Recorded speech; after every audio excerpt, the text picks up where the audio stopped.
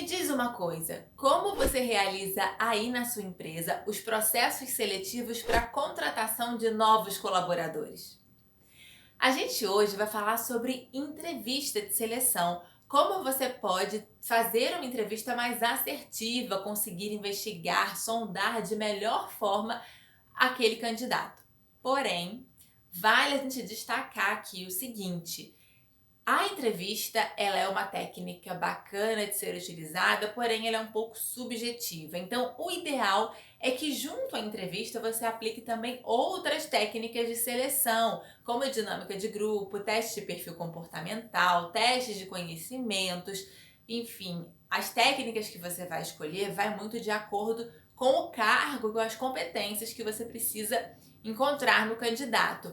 Mas é importante que você aplique várias técnicas, porque uma técnica vai confirmando para você, né, junto com o resultado da outra, vai te dando os indícios de que aquele candidato realmente tem um perfil mais próximo ou não ao cargo aí, a vaga que você precisa preencher.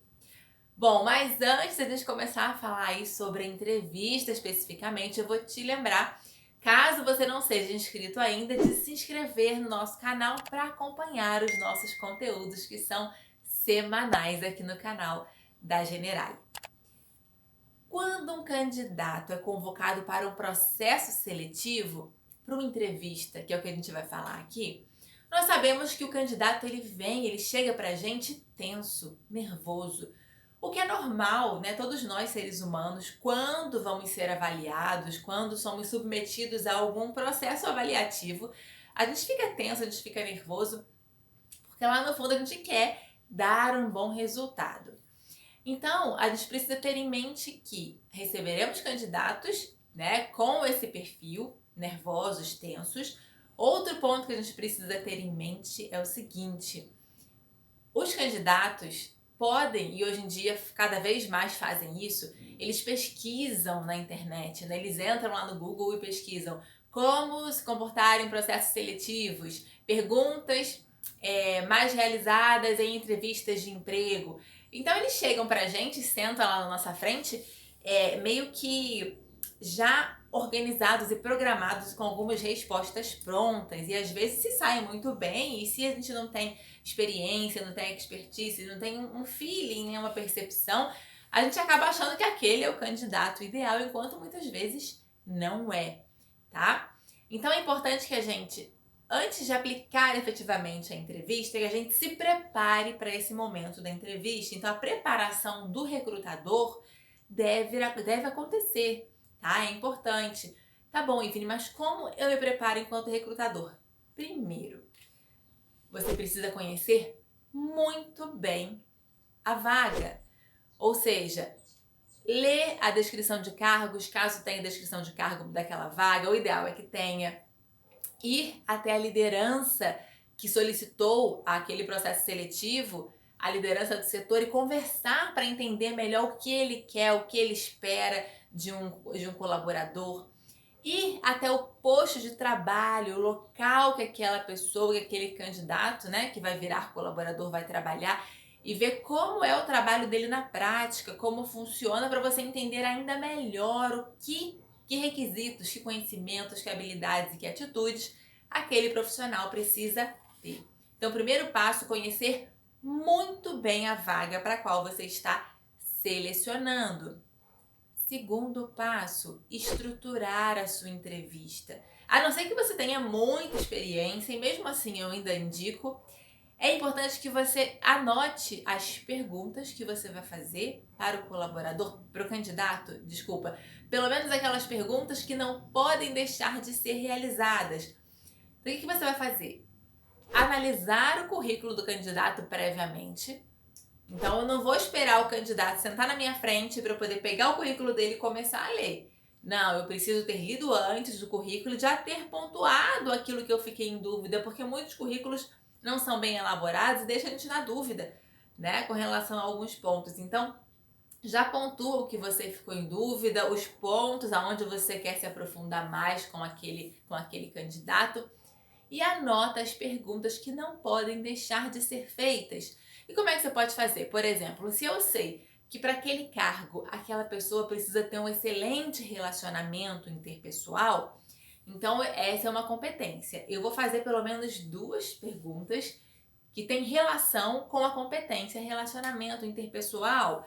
Se eu sei que tem que ter uma boa comunicação, eu vou fazer 2 ou 3 perguntas que são relativas à comunicação. Tudo já estruturado para não deixar de fazer nenhuma pergunta que seja ligada às competências necessárias para a vaga. Agora, Ivne, qualquer pergunta, eu vou falar assim com o candidato. Você sabe se comunicar bem? Você se considera uma pessoa que sabe se relacionar com o outro? Não vou fazer esse tipo de pergunta onde o candidato vai me responder somente sim ou não. Claro que eu não vou fazer, né? Porque ele quer muito a vaga, geralmente ele vai falar que sim, ele se comunica muito bem, que sim, ele tem um ótimo relacionamento interpessoal. Então as perguntas precisam ser com foco maior em situações, o que a gente chama de perguntas situacionais. Tá? Então, por exemplo, se eu quero saber se ele tem capacidade para resolver problemas, se é uma pessoa criativa nesse sentido, eu vou perguntar para ele. Posso perguntar, você se considera uma pessoa com boa capacidade para resolver problemas? E ele vai me falar que sim. E eu vou dizer, que bacana, então me fale um momento, uma situação no seu último emprego onde você precisou colocar essa habilidade em prática, precisou resolver problemas, né? Como foi o resultado disso? Que problema era esse? Então você vai começar a pedir exemplos de momentos que ele viveu onde ele precisou demonstrar essa competência. E aí, quando você receber o candidato, é importante, até em função do nervosismo dele, quebrar o gelo. Porque pra gente, quanto mais o candidato ficar à vontade, melhor, né? Mais ele vai conseguir se colocar, falar dele mesmo. Então, quando ele chegar, se apresenta, quebra o gelo, né? Pergunta se ele quer uma água, um café, se foi tranquilo, se ele já conhecia a empresa, se foi tranquilo chegar até ali. Enfim, puxe conversas, assuntos que não sejam ainda diretamente relacionados aí à vaga de emprego, para que ele se sinta um pouco mais à vontade para ser ele mesmo, tá? Tem candidato que até confunde isso um pouco e acha que já virou o seu amigo, mas essa é a postura dele, a sua postura nunca deve ser modificada.